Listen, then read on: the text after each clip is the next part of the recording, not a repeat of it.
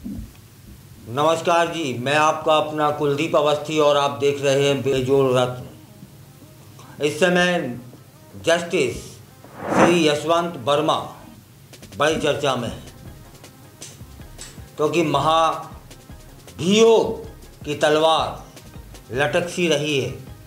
जांच रिपोर्ट में गंभीर खुलासे हुए हैं। पद से हटाने की सिफारिश दिल्ली हाई कोर्ट के पूर्व न्यायाधीश जस्टिस यशवंत वर्मा इन दिनों एक गंभीर विवाद के केंद्र बने हुए हैं।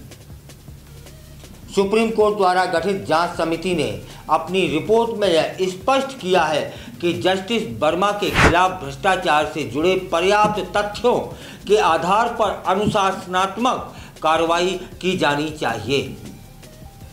इस रिपोर्ट के आधार पर उनके खिलाफ महाभियोग चलाने की सिफारिश की गई है।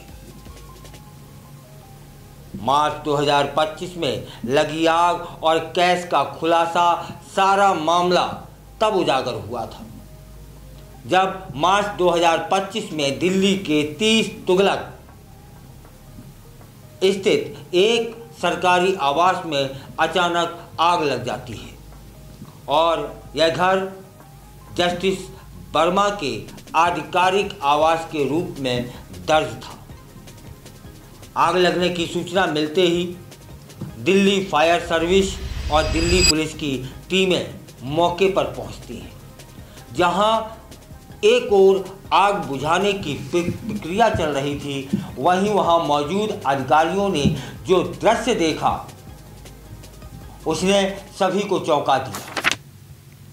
स्टोर रूम में बड़ी मात्रा में नकदी बिखरी पड़ी हुई थी, जिसमें कई नोट आंशिक रूप से जले हुए थे। यह दृश्य बाद में सोशल मीडिया पर वायरल होता है और एक बड़े सवाल को जन्म दे देता है। क्या यह एक काली कमाई थी?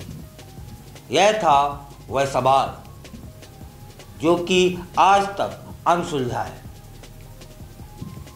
जैसे ही मामला सार्वजनिक होता है, तत्कालीन मुख्य न्यायाधीश संजीव खन्ना जी ने तत्काल एक 3 सदस्यीय न्यायिक समिति गठित कर दी और इस समिति में शामिल थे जस्टिस सील नागू,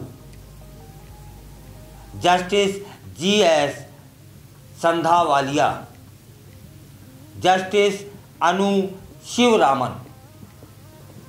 जांच के प्रमुख बिंदु कौन कौन से थे, ये इस पर भी एक नज़र डाल लेते हैं। समिति ने 10 दिनों में 15 गवाहों से पूछताछ की। 14 मार्च की रात 11:35 पर आगजनी स्थल का निरीक्षण किया गया। 64 पेज की रिपोर्ट में विस्तार से सभी तथ्यों का उल्लेख किया गया। समिति ने यह पुष्टि की कि कैश जस्टिस वर्मा के कब्जे वाले स्टोर में पाया गया था और यह भी निष्कर्ष निकाल लिया गया कि स्टोर रूम पर वर्मा और उनके परिवार के सक्रिय या गुप्त नियंत्रण की पुष्टि होती है। समिति के समक्ष गवाहों ने नकदी के ढेर के बारे में अपने बयान दर्ज कराए। एक जो वहां चश्मदीद गवाह थे, वो बोलते हैं कि मैं जैसे ही कमरे में दाखिल हुआ, देखा कि दाईं ओर सामने 500 के नोटों का एक बड़ा ढेर फर्श पर पड़ा हुआ है। जीवन में पहली बार इतना कैश देखा था मैंने। कुल 10 गवाहों ने जले हुए या अर्धजले नोटों को अपनी आंखों से देखने की पुष्टि की। यहाँ यह भी बात बतानी जरूरी है कि सबूत नष्ट करने की कोशिश हुई या फिर नहीं।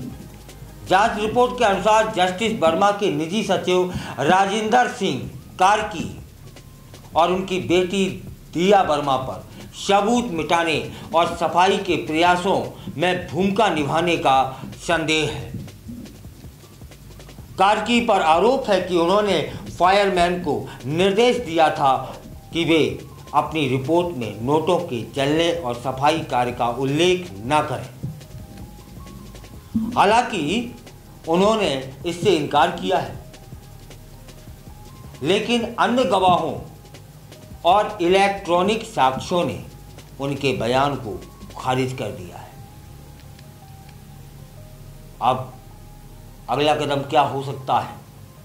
क्या महाभियोग लग सकता है?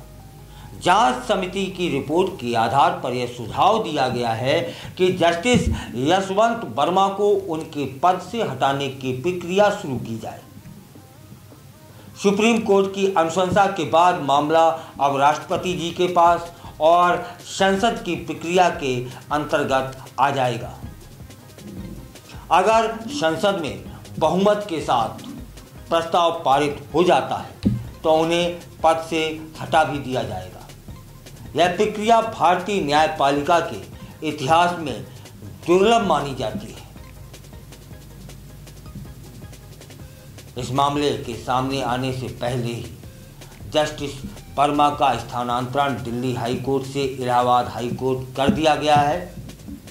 हालांकि तब यह तबादला सामान्य माना गया, अब इसे संदिग्ध घटनाक्रम से जोड़कर देखा जा रहा है।